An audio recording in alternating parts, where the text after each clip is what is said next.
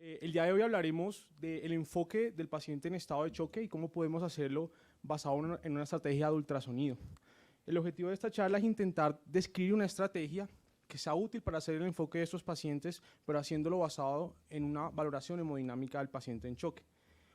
Para poder iniciar, debemos discutir cuál es el papel que tiene el ultrasonido en el enfoque del paciente en choque. Para eso, primero debemos tener dos respuestas. Primero, hasta dónde podemos llegar con la valoración en términos de qué tanto podemos individualizar el manejo del paciente para garantizarle una estrategia que, basada en su fisiología, se acorde y, digamos, logre mejorar el estado del paciente. Y segundo, qué tanta seguridad podemos ofrecerle al paciente. Un equilibrio que se ha intentado alcanzar entre estos dos aspectos ha llevado a la conclusión de que el uso de abordajes cualitativos, como por ejemplo puede ser el uso del protocolo Roche, que ha demostrado ser útil y con un adecuado rendimiento diagnóstico para identificar la etiología del choque en servicios de urgencias y que requiere un menor entrenamiento dado que no emplea medidas avanzadas de ultrasonido, es una estrategia que podría ser útil para enfocar a esos pacientes. Sin embargo, en cuidado intensivo, cuando nos enfrentamos a un paciente en choque, el intensivista se plantea preguntas adicionales a cuál es la etiología del choque.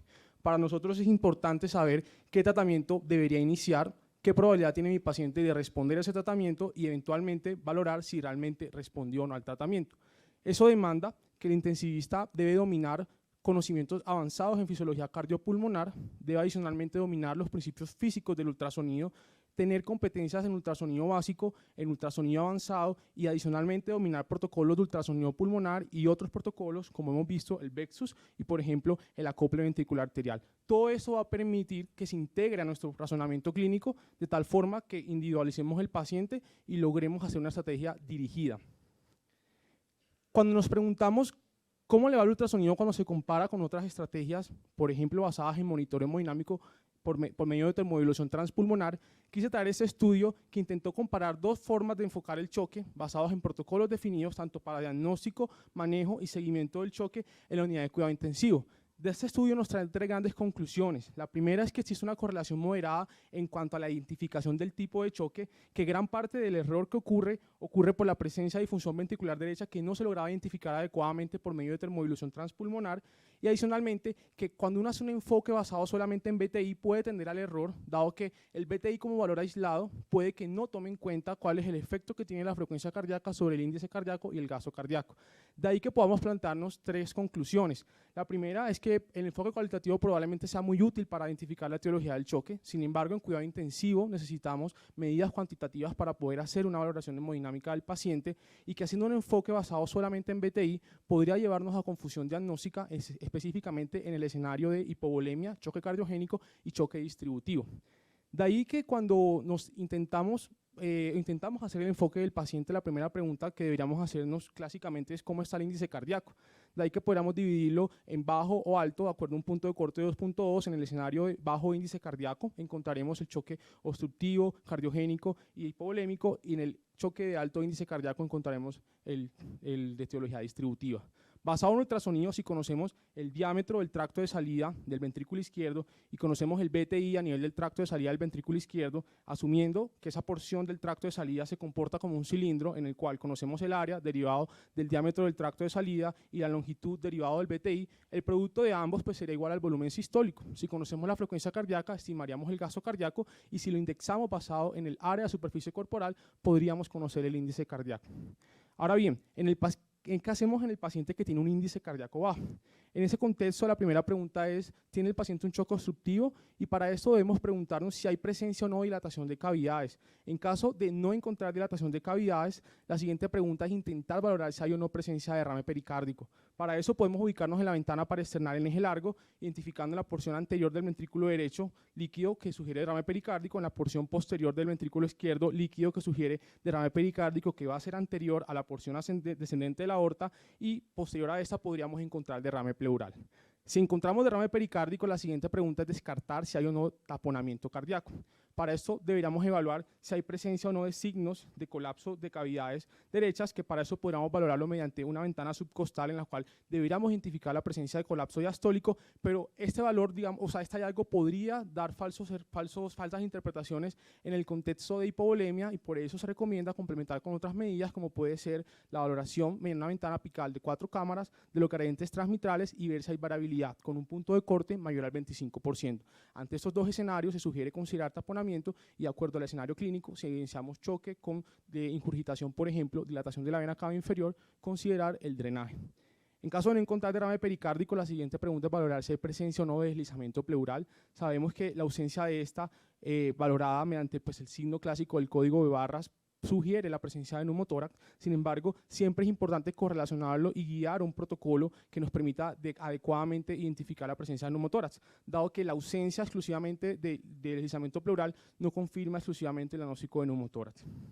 Posterior a eso, si encontramos la presencia de dilatación de cavidades, en este caso debemos valorar que la morfología del ventrículo derecho en la ventana paraesternal en eje corto supere el diámetro con respecto al del ventrículo izquierdo, que se acompañe de momento paradójico del septum, y si esto lo enfocamos en una alta probabilidad pretest de tromboembolia pulmonar, pues deberíamos complementarlo con otros estudios, como puede ser identificar signos asociados, como puede ser el signo de McConnell, que recordemos que cursa con hiperquinesia apical e hipoquinesia a la pared libre, y adicionalmente, por ejemplo, el signo de 60-60, que digamos nos pueden aumentar el rendimiento diagnóstico, dado que puede ser posible que encontremos dilatación de cavidades derechas en pacientes que tienen baja probabilidad pretest de cursar con un tromboembolismo pulmonar. Seguido de esto, la siguiente pregunta es cómo están las presiones y el volumen de llenado.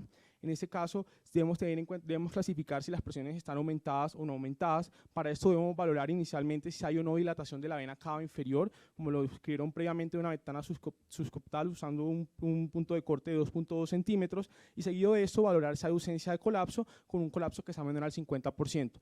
Esas dos estrategias han intentado emplear para poder estimar el valor de la presión auricular derecha.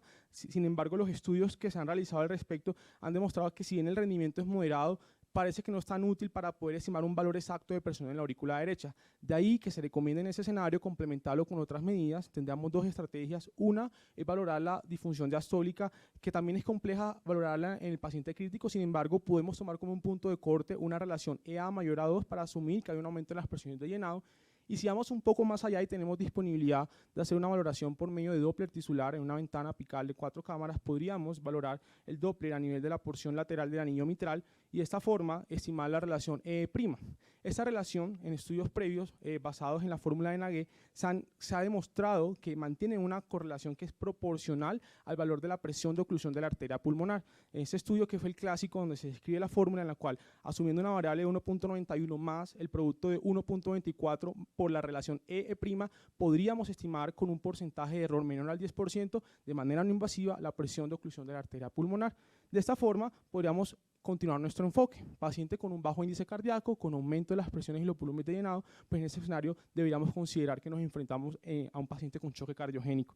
La siguiente pregunta es valorar si hay o no disfunción ventricular derecha. En ese caso, hay digamos, herramientas clásicas como pueden ser el TAPSE y el cambio de área fraccional. Sin embargo, estos dos componentes que valoran la función sistólica no son suficientes para hablar de que un paciente cursa con una disfunción ventricular derecha aguda. Siempre me gusta traer este artículo del doctor Vilar Barón, en el cual nos describe 3 elementos grandes para poder definir la falla ventricular derecha. 1, la disminución del volumen sistólico. 2, que encontremos dilatación de las cavidades derechas con un movimiento paradójico del septum, y que todo este fenómeno va a generar un compromiso del llenado del ventrículo izquierdo, que finalmente genera una disfunción del ventrículo izquierdo. Posteriormente, entonces, lo que deberíamos valorar es si hay presencia o no de dilatación de cavidades derechas, si se asocia o no a un movimiento paradójico del septum. Seguido de esto, caracterizar si hay presencia de disfunción sistólica. Para esto podríamos aproximarnos mediante una ventana paraesternal en eje corto en un plano valvular y valorar cómo está el BTI, el tracto de salida del ventrículo derecho. En ese escenario es difícil valorar el diámetro, lo cual nos podría limitar para valorar el gasto cardíaco. Sin embargo, se asume que un punto de corte por debajo de 9.5 centímetros del BTI, el tracto tracto de salida del ventrículo derecho, es un predictor de disfunción sistólica que aumenta la mortalidad en pacientes con tromboembolia pulmonar, con SRA e incluso con sepsis. La siguiente pregunta es valorar si hay o no un componente de aumento en la poscarga. En ese caso podríamos estimar la presión arterial sistólica de la arteria pulmonar si conocemos la presión auricular derecha y conocemos la velocidad del jet de regurgitación tricuspida mediante una valoración por Doppler continuo. Asociado a esto, podríamos inferir si hay aumento o no de la resistencia vascular pulmonar si estimamos cuál es el tiempo de aceleración desde el inicio de la fase de eyección hasta el pico sistólico del VTI del ventrículo derecho, dado que se ha demostrado que a medida que se reduce ese valor por debajo de 130 milisegundos, aumenta la probabilidad y proporcionalmente la resistencia vascular pulmonar. Y esto se debe a, dado que cada vez que aumenta la resistencia vascular pulmonar, la velocidad de la onda refleja de pulso se manifiesta mucho más temprano, lo cual acorta esa fase de eyección. De ahí que nosotros podríamos hacer el enfoque si el paciente lo que necesita es optimizar los inotrópicos o, por ejemplo, optimizar los vasodilatadores pulmonares. En ausencia de esto, la siguiente pregunta es valorar si hay o no signos de disfunción ventricular izquierda. Realmente en el contexto de bajo índice cardíaco, aumento de las presiones de llenado y signos cualitativos de disfunción ventricular izquierda en los cuales podamos encontrar una hipoquinesia global del ventrículo izquierdo, eso es suficiente para poder considerar que este paciente tiene un choque cardiogénico con disfunción ventricular izquierda y pues ya hemos mencionado a lo largo de toda la tarde el manejo que deberíamos seguir. En caso de no encontrar nada adicional, siempre se recomienda que optimicemos nuestro enfoque valorando de manera cualitativa, bien sea con modo B y con un modo Doppler color, cómo se encuentra la función valvular, dado que pueden ser hallazgos que pueden contribuirnos a identificar la etiología del choque cardiogénico. Posteriormente, debemos, en caso de que el paciente no documentemos que hay aumento en las presiones de llenado, pues considerar que el paciente está cursando con un choque de etiología hipovolémica. En ese caso, los enfoques se basan en definir si el paciente tiene un choque hipovolémico traumático o no traumático. En el contexto del choque hipovolémico no traumático, cobra relevancia realizar un protocolo de aorta. En ese caso, los protocolos se basan en identificar signos duros, que básicamente son la presencia de dilatación de toda la raíz ascendente de la aorta, mayor a 4 centímetros, seguido de la identificación de flaps de disensión que los podemos encontrar tanto en la porción ascendente, en el callado o en la porción descendente de la aorta, y adicionalmente identificar la presencia de insuficiencia valvular. Los estudios que han intentado comparar un algoritmo de toma de decisiones basados en la probabilidad pretest del paciente, la presencia del dímero D y la presencia de un signo duro para definir síndrome aórtico, han definido que tiene un alto rendimiento diagnóstico tanto para descartar como para considerar que el paciente tiene un síndrome aórtico agudo. En caso de que eso sea negativo, podríamos complementarlo con un protocolo de FAS, que digamos es quizás el protocolo que tiene mayor validación tanto en el contexto de trauma como no traumático, para identificar la presencia de líquido libre en cavidad, identificando el espacio hepatorrenal, el espacio esplenorenal y si hay o no presencia de líquido libre en la ventana pélvica. En ese contexto, la ausencia de cualquiera de estos signos ante un paciente que tiene un bajo índice cardíaco, ausencia o aumento de las presiones de llenado y que hemos descartado todo lo anterior, posiblemente nos lleva a considerar que estamos frente a un sangrado que puede ser oculto, bien sea a nivel endoluminal o las consecuencias de una deshidratación profunda. Por otro lado, ¿cómo podemos enfocar al paciente que tiene un alto índice cardíaco? En ese escenario nos estaríamos enfrentando a un paciente con un choque distributivo.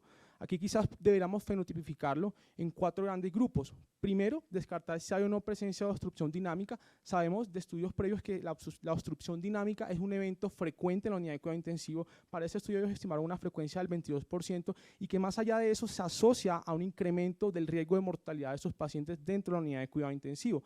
De ahí que debamos identificar signos como la hipertrofia septal, tomando un punto de corte mayor a 4 milímetros, la presencia de movimiento sistólico anterior de la válvula mitral que genera una obstrucción a nivel del tracto de salida y que la podemos valorar a nivel de una ventana paresternal en eje largo usando un modo M, en el cual observamos cómo se acerca la válvula de la mitral hacia la porción del septum durante la fase sistólica. Seguido de esto, debemos valorar también si hay presencia de gradientes de obstrucción, que podemos valorarlo bien sea a nivel intraventricular o a nivel de todo el tracto de salida del ventrículo izquierdo empleando Doppler continuo, en el cual podemos identificar el signo de la daga, en el cual hay una obliteración en la fase de la mitad de la sístole y que el gradiente, si nosotros lo midiéramos, estaría por encima de 30 milímetros de mercurio. Esos son escenarios que se benefician claramente de líquidos, de suspender el soporte inotrópico en caso de que lo tenga, y para algunos se podrían beneficiar del inicio de beta bloqueadores. Seguido de esto, si no encontramos ninguno de estos signos, deberíamos definir si el paciente es o no dependiente a precarga y de esa manera interpretar si va a responder o no a un bolo de líquidos. En este contexto, digamos, hay muchas herramientas que se han diseñado para valorar la dependencia precarga. Quizás las que podrían ser más útiles y que tienen mayor rendimiento diagnóstico podrían ser, primero, valorar si hay presencia o no de variabilidad del BTI a nivel del tracto de salida del ventrículo izquierdo. Segundo, si encontramos una variabilidad de la velocidad pico sistólica del BTI y el tracto de salida del ventrículo izquierdo mayor al 12%, o por ejemplo si hacemos una prueba dinámica como puede ser un test de elevación pasiva de miembros inferiores evaluando el delta del BTI o el delta del gasto cardíaco según lo que definamos. Esto no quiere decir que el paciente efectivamente va a tener un beneficio con el uso de líquidos. De ahí que la siguiente pregunta que debemos plantearnos es si ese paciente realmente va a tolerar ese bolo de líquidos. Para esto debemos valorar dos componentes. El primero es si hay presencia o no ya de congestión a órgano, ya lo hemos definido en la sección previa. Sin embargo, aquí es muy importante hacer un loose score e identificar si este paciente tiene un perfil B difuso, dado que sabemos que a medida que aumenta el número de líneas B, aumenta el índice de agua pulmonar extravascular valorado por termodilución transpulmonar.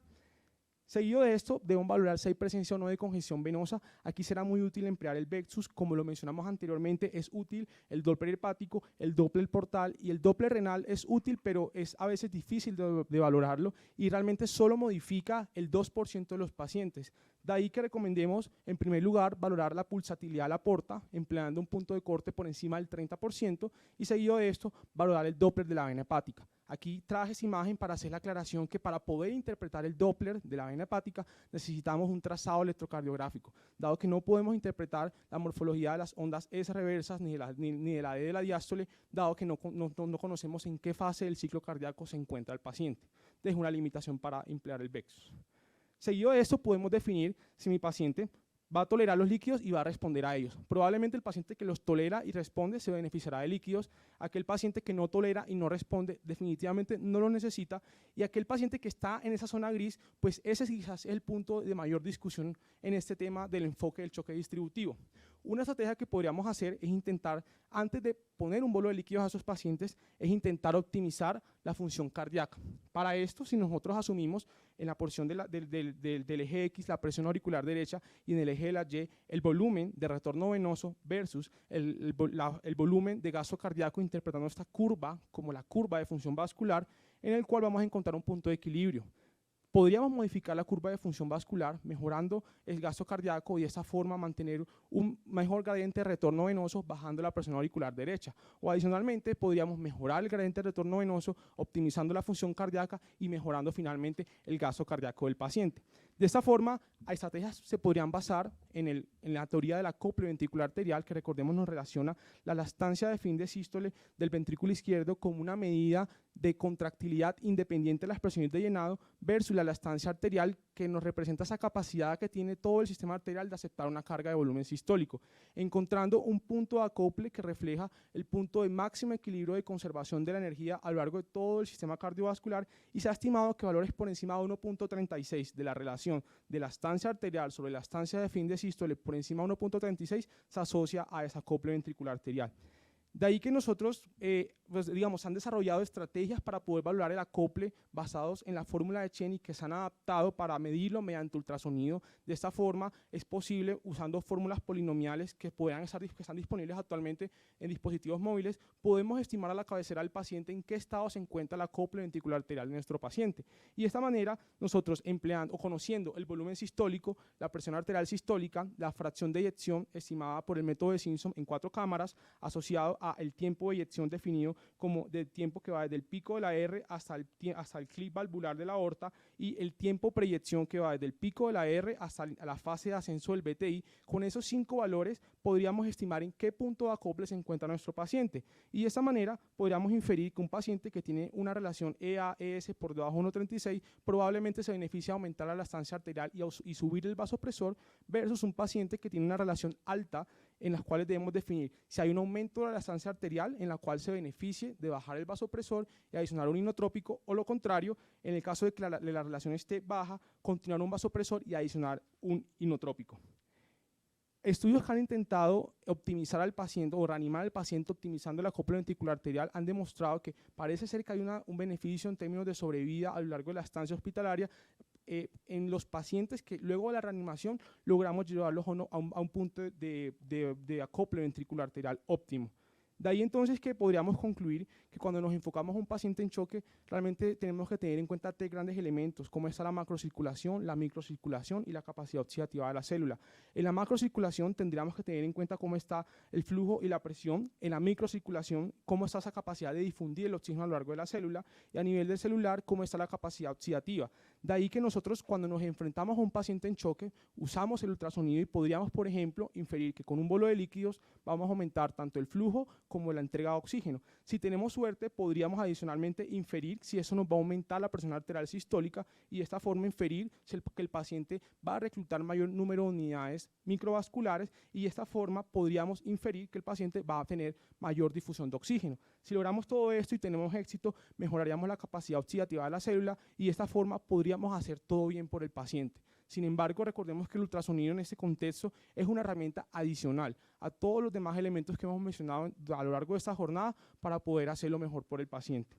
Finalmente, ofrezco mis agradecimientos a la doctora Lorena Moreno, al doctor Andrés Yepes y al doctor Jorge Carrizosa, quienes han participado del proceso de estructuración de este enfoque diagnóstico. Agradezco a la Universidad del Rosario y a la Sociedad Colombiana de Cuidado Intensivo. Muchas gracias.